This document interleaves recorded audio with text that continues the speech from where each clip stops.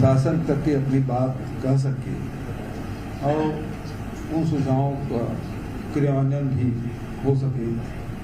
और इसके अध्यक्ष जैसे ट्राइबल एडवाइजरी कमेटी के अध्यक्ष मुख्यमंत्री ही होते हैं, उसी प्रकार से SC एडवाइजरी कमेटी और OBC एडवाइजरी कमेटी दोनों के भी अध्यक्ष मुख्यमंत्री होंगे और इसमें सभी पूरे प्रदेश भर के जो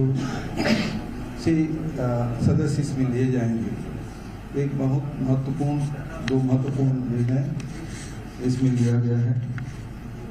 और तीसरा निर्णय, अब चाहे शहरी क्षेत्र हो चाहे ग्रामीण क्षेत्र हो, इसमें सबको मिला के पूरे छत्तीसगढ़ को मिला के छत्तीसगढ़िया ओलंपिक का आयोजन होगा और इसमें उम्र की कोई सीमा नहीं होगी। उसमें बच्चे भी खेलेंगे, बड़े बुजुर्ग भी खेलेंगे, महिलाएं भी होंगी, तो सभी लोग इसमें भाग ले सकेंगे। उम्र की कोई सीमा नहीं और हर प्रकार के खेल का इसमें आयोजन होगा। चौथा जो महत्वपूर्ण निर्णय लिया गया है वो कृषि के क्षेत्र में अभी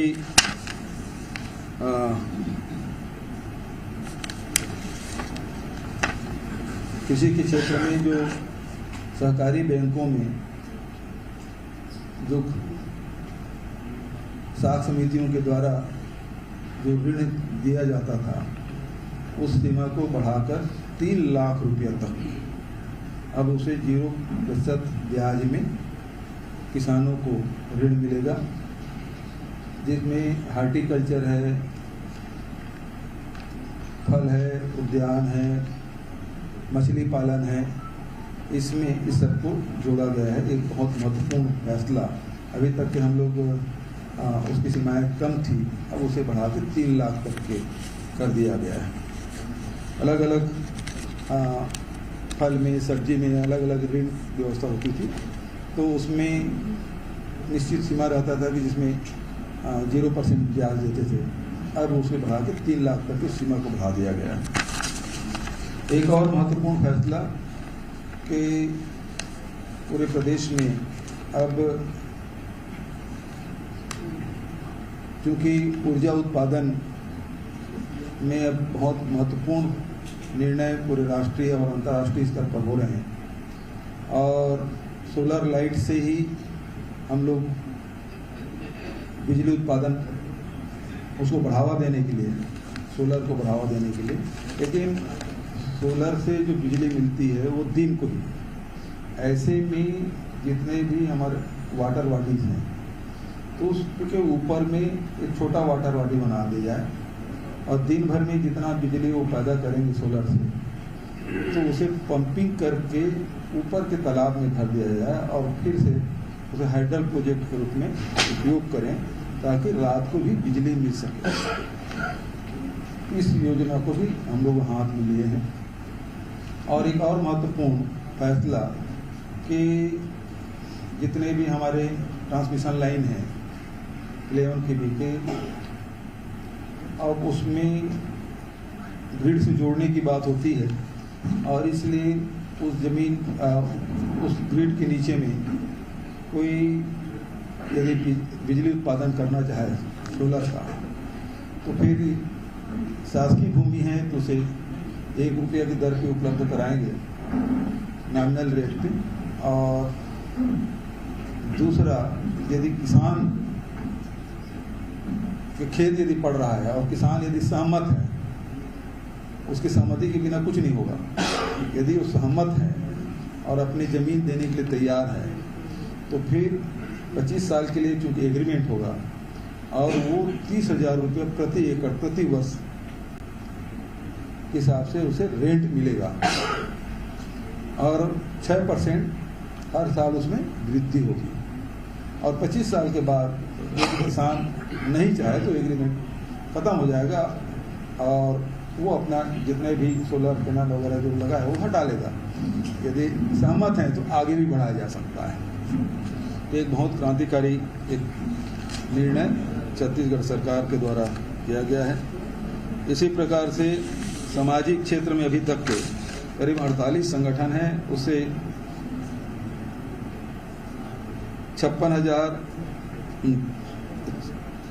5,67,641 वर्ग फीट जमीन, जो लगभग हम लोग जो 10% के हिसाब से हम लोग सब्सिडी रेट में जो दिए हैं संगठनों को, 48 संगठनों को, उसकी कीमत करीब 13 करोड़ 70 लाख रुपए होता है, और उसे मात्र 1 करोड़ 90 लाख रुपया में उस जमीन हम लोगों ने दिया है सामाजिक संगठनों को, ताकि वो भी शहर में अपना भवन बना सके। इस प्रकार से कुछ महत्वपूर्ण और भी फैसले हुए हैं, तो इसकी जानकारी आदरणीय चौबे जी। शिक्षक भर्ती की बात है, लगभग 12,000 कितना आंकड़े बताएं थोड़ा सा। 12,489 नहीं 12,489 पद जो बस्तर और सरगुजा संभाग में रिक्त पड़े हैं, उसकी भर्ती की अनुमति दे दी गई है, जो व्यापक से उसकी भर्ती की जाएगी। इस प्रकार के फैसले हुए हैं, और विस्तार से कुछ जानकारी देना चाहें चौबे जी। आज की मंत्रिमंडल की 48वीं बैठक में 14 प्रस्ताव थे, उसमें से अधिकांश जानकारी आदरणीय मुख्यमंत्री जी ने आपको अवगत कराया। बहुत महत्वपूर्ण निर्णय है शिक्षकों की भर्ती का, छत्तीसगढ़ में छत्तीसगढ़िया ओलंपियाड करने का। लगभग 12,500 शिक्षकों की भर्ती का, SC, ST और OBC के अलग से एडवाइजरी बोर्ड बनाने का और अलग से डायरेक्टरेट बनाने का, और हॉर्टिकल्चर की फसलों के लिए पहले ब्याज 1 लाख तक 1% में और 3 लाख तक 3% में होता था, तो शॉर्ट टर्म लोन में जैसे दीगर खरीफ फसलों में 0% ब्याज पे, तो ये कृषि के क्षेत्र में, उद्यानिकी के क्षेत्र में क्रांतिकारी निर्णय है छत्तीसगढ़ सरकार के लिए। तो ये लगभग अधिकांश महत्वपूर्ण जो निर्णय हुए हैं आदरणीय मुख्यमंत्री जी ने आपको अवगत कराया। और जो अन्य निर्णय हुए हैं, छत्तीसगढ़ में राजधानी को बने लगभग अभी 22 वर्ष हमारा राजधानी हो गया है।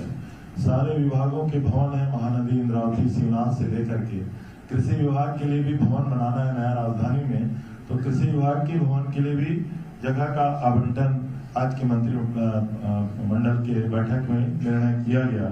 एक और बहुत महत्वपूर्ण निर्णय हुआ है, PWD में मानचित्रकार की भर्ती के लिए व्यावसायिक परीक्षा मंडल से परीक्षा हुआ था, लेकिन जो वेटिंग लिस्ट और लिस्ट की वैलिडिटी थी वो समाप्त हो चुकी थी। लोग बहुत मांग कर रहे थे, तो आज उनकी वैलिडिटी को बढ़ा करके उन मानचित्रकारों की भर्ती करने का निर्णय लिया गया है। एक अन्य निर्णय में जो सर्विस रोड होता है केनाल पे, जल संसाधन विभाग का, हम लोग विभाग के द्वारा भी उसमें सड़क का निर्माण करते हैं, और उसमें मूरम टॉपिंग का ही निर्णय प्रावधानित है, लेकिन आजकल जरूरत को देखते हुए कनेक्टिविटी के कारण उसमें कभी कभी PWD के द्वारा गिट्टीकरण भी किया जाता है, BT रोड भी बनाया जाता है। आज के मंत्रिपरिषद के निर्णय में ये निर्णय हुआ कि उन मार्गों का संधारण और बनाने का अनुमति तो जल संसाधन विभाग देगा, लेकिन ये सारे विभाग जो जिनके द्वारा चाहे PMGSY के हों, चाहे PWD के हों, चाहे रूरल ग्रामीण मुख्यमंत्री सड़क निर्माण में, तो उसके द्वारा इसको किया जाएगा। एक अन्य निर्णय में जो शहरी क्षेत्र के प्रधानमंत्री शहरी आवास योजना का लगभग 2,000 करोड़ के अधिक का और ऋण का था, उसकी बैंकों के साथ जो चर्चा चल रही थी, तो जो इस योजना के अंतर्गत इसको सहमति दी गई और शहरी क्षेत्र के आवास के लिए भी इसका निर्णय लिया गया। बहुत महत्वपूर्ण निर्णय और एक हुआ है, छत्तीसगढ़ में आदरणीय मुख्यमंत्री जी के नेतृत्व में 3 मेडिकल कॉलेजों की शुरुआत हुई थी, एक कांकेर, कोरबा और महासमुंद में। तीनों में एडमिशन का निर्णय हो गया है, और बिल्डिंग या अन्य इंफ्रास्ट्रक्चर के लिए पहले CGMC को ही करना था, लेकिन आज निर्णय हुआ है कि अगर उसमें विलम्ब होता है तो चूंकि राज्य सरकार राज्यांश देती है, केंद्र सरकार के भी पैसे आते हैं और तीनों मेडिकल कॉलेज में इसी साल से एडमिशन की अनुमति भारत सरकार के द्वारा मिल गई है। छत्तीसगढ़ को इन सीटों का इजाफा हुआ है, तो इसको अगर बनाने के लिए प्रोजेक्ट मैनेजमेंट कंसल्टेंट की नियुक्ति की जाएगी ताकि इसमें और द्रुत गति से कार्य हो सके। विद्युत के क्षेत्र में आदरणीय मुख्यमंत्री जी ने तीनों योजनाएं जो आपके समक्ष रखा, एक तो पंप स्टोरेज आधारित, ये इसमें लैंड एक्विजिशन का कोई कास्ट नहीं आएगा। हमारे पास इधर सीकासार से लेकर उधर हसदेव तक और रिहन तक ऐसी वैली है, ऐसी नदियां हैं जो ग्रेविटी से काफी तेजी से बहती हैं। टरबाइन उसमें चलाया जा सकता है, तो पानी को स्टोरेज करके उसी टरबाइन का उपयोग करके हम हाइड्रो पावर में आगे बढ़ेंगे और छत्तीसगढ़ में लगभग इससे अतिरिक्त बिजली का उत्पादन कर सकते हैं। इस संदर्भ में भी इसको निर्णित किया गया है कि आने वाले समय में छत्तीसगढ़ में इन योजनाओं को क्रियान्वित किया जाएगा। एक और महत्वपूर्ण निर्णय में, जैसा कि आदरणीय मुख्यमंत्री जी ने कहा है, लघु जल विद्युत परियोजनाओं के लिए जो हमारा जो हम लोगों ने बनाया था, नीति बनाया था, वो उसकी अवधि समाप्त हो चुकी है, क्योंकि छत्तीसगढ़ में अभी लगभग 7 इस प्रकार से हाइडल पावर हमारे यहाँ संचालित है, जिसमें 75 मेगावाट की विद्युत का उत्पादन होता है। आने वाले समय में 6 और हाइडल पावर का जो हम लोगों को निर्माण करना है, जिसमें 83 मेगावाट का और विद्युत का उत्पादन होगा। तो उसके लिए इस अवधि जो हमारी नीति है उसकी अवधि को बढ़ाया गया है। एक आखिरी निर्णय जो माननीय मुख्यमंत्री जी ने कहा कि हॉर्टिकल्चर की फसलों के लिए कोऑपरेटिव एक्ट के तहत 0% ब्याज में देने का जो निर्णय हुआ है, छत्तीसगढ़ में हम लोगों ने धान के विकल्प के रूप में भी हॉर्टिकल्चर की फसलों को राजीव गांधी किसान न्याय योजना में 9,000 की बजाय 10,000 रुपये प्रति एकड़ देने का जो निर्णय लिया है, तो लोगों का उधर झुकाव और रुझान बढ़ रहा है। तो आने वाले समय में इससे और हॉर्टिकल्चर और उद्यानिकी की दिशा में लोग बढ़ेंगे। इसलिए 3 लाख तक के ऋण को 0% ब्याज पे किसानों को देने का ये महत्वपूर्ण निर्णय आज की कैबिनेट से लिया गया है। अकबर भाई। आदरणीय मुख्यमंत्री जी, हमारे मंत्रिमंडल के साथीगण, सभी सम्मानित पत्रकार साथियों, सम्मानित बाकी सभी आज जो भी निर्णय हुए उसकी जानकारी माननीय मुख्यमंत्री जी ने, माननीय रविंद्र चौबे जी ने दे दी है। इसमें 2 बातें और हैं। एक, आज़ादी का अमृत महोत्सव के अंतर्गत शॉर्ट फिल्म का निर्माण किया जाना है, इसके बारे में भी निर्णय लिया है। और ये BBP studio virtual Bharat private limited Chennai फिल्मी 25 दिवसों में इसका फिल्मांकन किया जाएगा।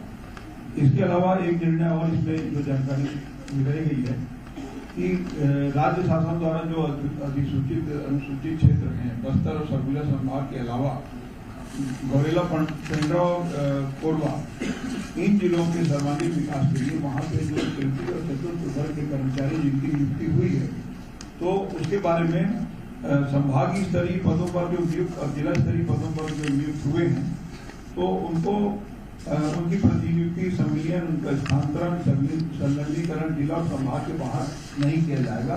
वो वहीं पे कार्यरत रहेंगे, वो दूसरे जिलों में या दूसरे संभाग में उनको नहीं भेजा जा सकेगा। तो इस प्रकार के सारे निर्णय की जानकारी आपके सामने है। अब माननीय मुख्यमंत्री जी से कि आपको भी प्रश्न करना तो बात कर मुख्यमंत्री जी, ये एससी और ओबीसी तीनों विभागों को आप अलग कर दिए हैं, ये इसकी जरूरत क्यों पड़ी? क्या जो नाव पेमेंट ठीक से नहीं हो पा रहा था? और तीनों विभाग अभी एक ही मंत्री के पास रहेंगे और सचिव भी एक ही रहेंगे कि अलग अलग रहेंगे? देखिए, मंत्री तो 13 ही मंत्री है, उससे ज्यादा तो रख नहीं सकते हैं, है ना। तो विभाग तो हो सकता है 1 मंत्री के पास रहे, 2 मंत्री के पास रहे या 3 मंत्री के पास रहे, अलग अलग विभाग किया। जब विभाग अलग अलग है तो अलग अलग मंत्रियों को दिया भी जा सकता है। अभी तो एक ही मंत्री के पास रहेगा, लेकिन डायरेक्टर जो है, सचिव भी हमारे पास लिमिट है, तो एक सचिव के पास कई विभाग हैं, अभी भी है। हो सकता है कि हो और हो सकता है दूसरे को दिया जा सकता है। जब अलग अलग हो जाएंगे तो अलग अलग सचिव को भी दिया जा सकता है। लेकिन सबसे महत्वपूर्ण बात यह है कि डायरेक्टेड भी एक ही था, अब 3 डायरेक्टेड हो जाएंगे। मुख्यमंत्री जी, छत्तीसगढ़ियों ओलंपिक को लेकर के क्या कांग्रेस से क्या था ध्येय कैसे आया दिमाग में कि एक करने की आवश्यकता है और किस तरह को प्रोत्साहन मिलेगा? छत्तीसगढ़िया जो खेल है उसको बढ़ावा देना है, चाहे वो गिल्ली डंडा है, पिट्टूल है, दौड़ है, भंवरा है, बिल्लस है, लंगड़ी दौड़ है, कबड्डी है, खो खो है, रस्सी खींच है और 100 मीटर दौड़ है, लंबी कूद है। ये सब खेलों का 14 प्रकार के खेलों का आयोजन होगा जो हमारे छत्तीसगढ़ में अमूमन सब खेलते हैं, चाहे शहर में चाहे गाँव में। इनका आयोजन होगा जिसमें महिला वर्ग है, पुरुष वर्ग है 18 वर्ष तक के, और उसके बाद 18 से 40 वर्ष तक के लिए, और 40 से फिर अधिक आयु वर्ग के लिए भी खेलों का आयोजन होगा। ये जो आप लोगों ने सोलर वाला नया कॉन्सेप्ट करके आया है कि किसान से अगर किसान परमिट करता है तो वो रेंट पे अपनी जमीन दे सकता है, तो ये किसको देगा? प्राइवेट प्लेयर्स को देगा या फिर सरकार को? देखिए, ये तो प्राइवेट प्लेयर ही आएंगे और एग्रीमेंट उनके बीच होगा। देखिए, जो पैसा भुगतान है वो हमारे मतलब शासकीय विभाग विद्युत जो मंडल है उसके द्वारा होगा। वो प्राइवेट पार्टी पैसा जमा करेगा हमारे जनरेशन में, और वो फिर पैसा किसान को मिलेगा। तो किसान को पैसा मिले ये सुनिश्चित करने के लिए जनरेशन कंपनी से ही उसकी भुगतान की जाएगी, और कोई उसकी बाध्यता नहीं है कि आपको एग्रीमेंट करना ही होगा। आप नहीं देना चाहे नहीं दें। इस प्रकार से और अन्य राज्यों में इस प्रकार से प्रस्ताव हैं, और इसको अभी उनका डीपीआर बन रहा है।